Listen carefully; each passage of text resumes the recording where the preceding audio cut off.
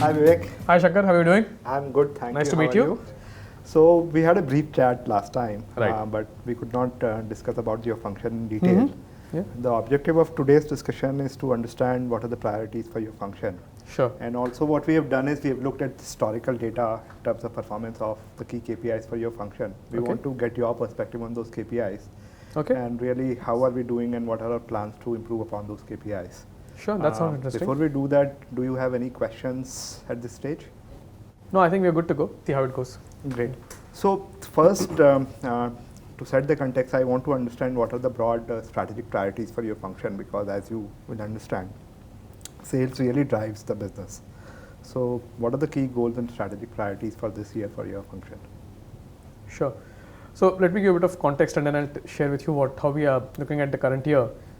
We've been in this industry for the last 20 odd years now. Yeah. And I've joined this company myself for the last 8 years. Yeah. Before that, I was working in a similar electrical and electronics industry, which is a competitor. And even there, I was doing pretty well as the regional sales head. And from there, I've come here and now I'm acting as a national sales head for the last 5 years. Okay. So that's just a bit of the company and about how we've been growing here. I think our company has been one of the forefront leaders in this industry in India.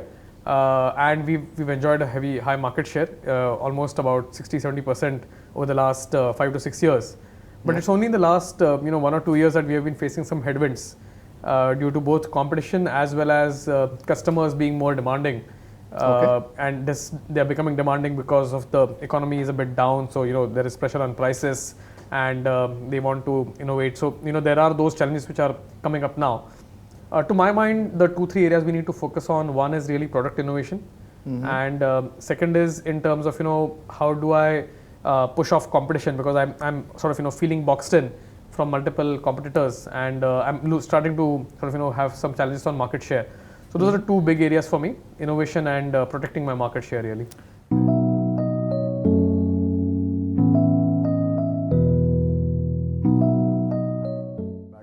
So we'll pick that point up a little later, but before that, let's understand, you mentioned a point about the economy. Okay. It's quite interesting that while the economy is going down, if you look at the industry, right, that itself has been growing up by 10%. Yeah. What's the reason that you believe that we have not been able to capture commensurate market share? We have only grown, the growth that we have seen is only 5%. So you're right, but there's a way, numbers always don't tell you the entire reality. If you look at, and this is the numbers for the last year, and you're right, but if you look at the last 3 years, that's when actually the market was growing very slowly, and we were still growing at a steady 4-5% kind of a number.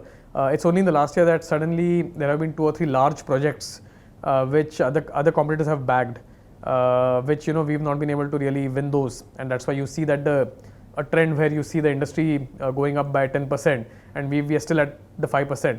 All I can say is our growth has been more steady and sustainable, and I'm of course we would have loved to win those large projects, but next year let's see. We are sure we will still achieve 5%. Whether the industry will still grow or not is going to be a bit of a up and down. So that's what I really think about it. So what are the difficulties there? See, if you really see, 80% of our sales, if I'm not wrong, 80% of our sales are happening through 74 key customers, right? Yeah. And so how do we gather information? Because it's not really difficult to focus on these 74 absolutely. key So customers. we do. So I normally have the on my mobile I have the numbers for most of the head of procurement or the C-suite people of these customers. I do call them once in a while. So I personally do some have a rapport, and then some of the sales guys also do that. So we do that. It's quite it's a very personal thing which we have. So we do that. But is there a formal mechanism to understand, let's say, what are their priorities, what are their goals? If you mentioned that there are vagaries in the market and the customer demands keep changing. So what are the mechanisms to understand those, especially for these 74 customers? So as I said, me and most of my senior salespeople, we've got a kind of we discuss. So between us, we've divided some of these accounts. And we sort of have their mobile numbers. We call them up. We get information. So we have a very one-to-one connect with most of them, and that's how we get our information. And we use that, and we often pass it back to manufacturing and to logistics in terms of what are their requirements. But again, they are not able to respond quickly enough, and then it's unnecessarily we always become the bottleneck. They keep depending on us to get the information.